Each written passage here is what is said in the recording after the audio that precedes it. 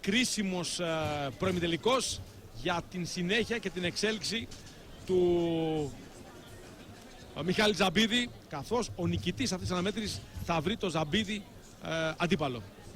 Ο διαιτής θα καλέσει και τους δύο, τυπικά θα τους πει γρήγορα ότι γνωρίζουν τους κανονισμούς. Είναι και οι δύο, Μάκη, πολύ ψηλοί αθλητές. 1,85 ο Γκρόενχαρτ, 1,80 ο Κίντο. Όπου και ζυγίζουν μόλις 70 κιλά. Μάλιστα. Δεν έχουν ίχνος λίπους επάνω τους. Τίποτε. Θα πρέπει να πάνε στη γωνία, όπως δείχνει ο διαιτής στον Γκρόενχαρτ.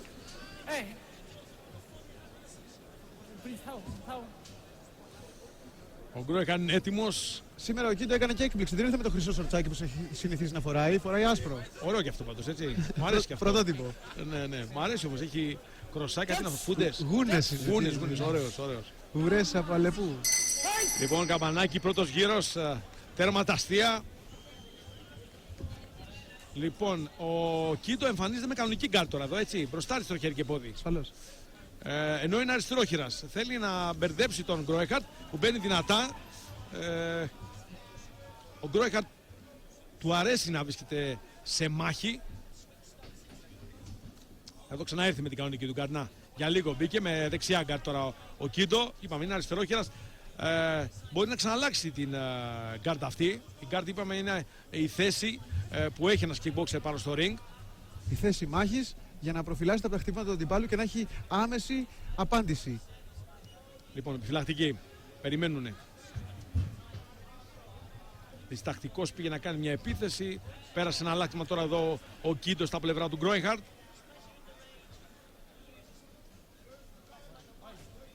Ο Γκρόενχαρτ και αυτός δείχνει αρκετά επιφυλακτικός. Είναι στο κέντρο του ring.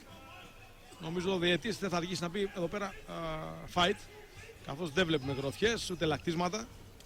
Ψηλό λάκτισμα. Καλή άμυνα από τον Κίντο. Εδώ κάτι ανταλλάξανε. Μπαίνει μόνο το σώμα να χτυπήσει ο Γκρόενχαρτ.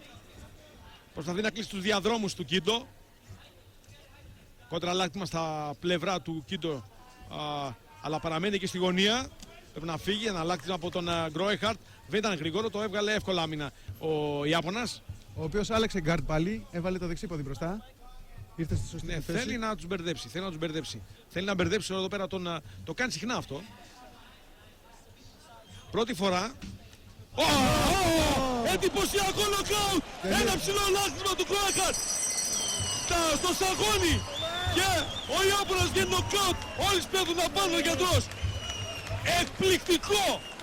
Σήκωσε με ταχύτητα, κραδασμό και έριξε νοκάουτ το Κίντο. Λοιπόν, επιφυλακτικός, περίμενε.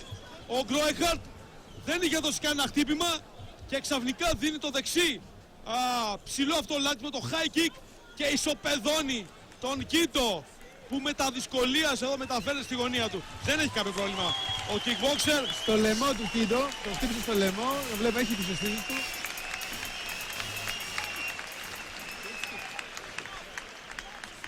Έχει αισθήσεις αλλά δεν ξέρει που βρίσκεται. Ναι. Λοιπόν, τυπικά θα ακούσουμε την επίσημη απόβαση. Νικητής με νοκάουτ στο πρώτο γύρο, Μάρθα Γκρόενχαρτ, που θα πάει στα αποδυτήρια περιμένοντας το ημιτελικό με τον Μιχάλη Ζαμπίδη.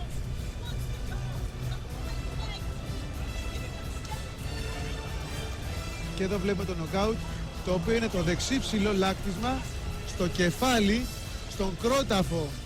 Τον βλέπουμε ακριβώς, στον κρόταφο και στο λαιμό του Γιασουχίρο Κίντο. Δεν το περίμενε ο Κίντο, ευνηδιάστηκε, είδαμε το χέρι του, έβγαλε δεξί direct. Σήκωσε τα χέρια ο Κίντο, νομίζω να αποφύγει το χτύπημα και έφαγε και το πόδι μαζί.